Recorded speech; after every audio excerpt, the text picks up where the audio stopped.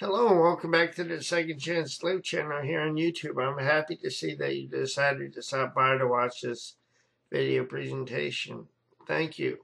In today's video presentation, I'm going to be sharing the first part of an article series that I wrote several years ago to share what I discovered as being very important in order for me to be able to move on with my life as a traumatic brain injury survivor.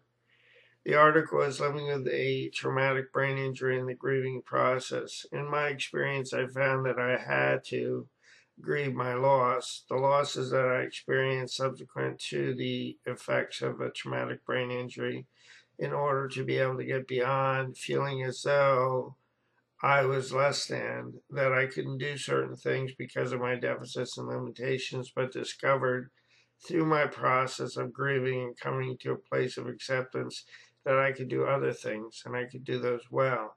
And by doing the grieving work and moving through the process, I discovered how to follow my bliss and my destiny.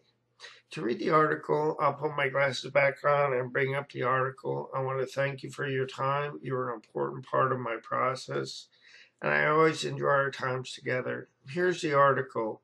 Living with a Traumatic Brain Injury in the Grieving Process, Part 1. Hi, and welcome back to Second Chance to Live, my friend. I'm so happy that you decided to stop by to visit with me. I am honored by your presence. Today, I want to begin talking about the process of acceptance. Through the process of acceptance, I came to a life-changing awareness. I found that I could not begin to accept myself and move on with my life until I first made peace with the losses that I experienced because of my traumatic brain injury. In my quest to make peace with the losses, I needed to address my sadness. In my experience, I could not just get over it without first doing the necessary work. I needed to identify, or I needed help to be able to identify and address my sadness and frustration so that I could move beyond my sadness and frustration.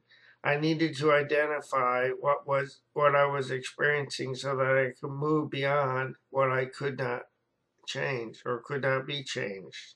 In my experience, I needed to stop avoiding my reality.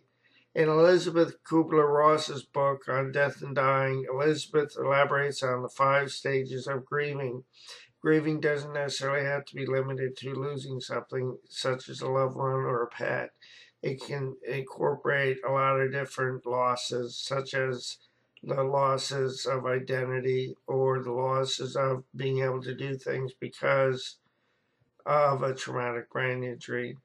In her book, she introduces the 5 stages that people go through as they grieve their loss or losses. The 5 stages, the first of these 5 stages is denial. Denial is a defense mechanism that protects the individual from having to confront the shock of their loss. Denial manifests itself in various ways.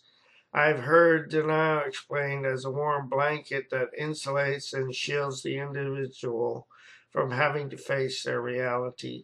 Denial can also be used as a door to shut out that which is just too painful to address. Denial can also be used to ignore and avoid what we do not want to confront. Denial can be used to erect a dam to hold back unwanted memories and emotional pain. Denial can be used to suppress body memories. Denial can be used as a disconnect so that our heart won't let our head know what is or what has happened. Denial can also be used to defend, answer, and explain away behaviors that undermine our well-beings. Denial can also be used to dismiss or invalidate another person's pain or reality in order to avoid having to interpret or address uncomfortable feelings related to their realities. This is the end of part 1 of the video presentation of the series. I want to again thank you for being here, and I'll be creating parts 2 and subsequent parts in the days to follow. I'll say so long for now. Have a great day. And God bless both you and your family. So long now.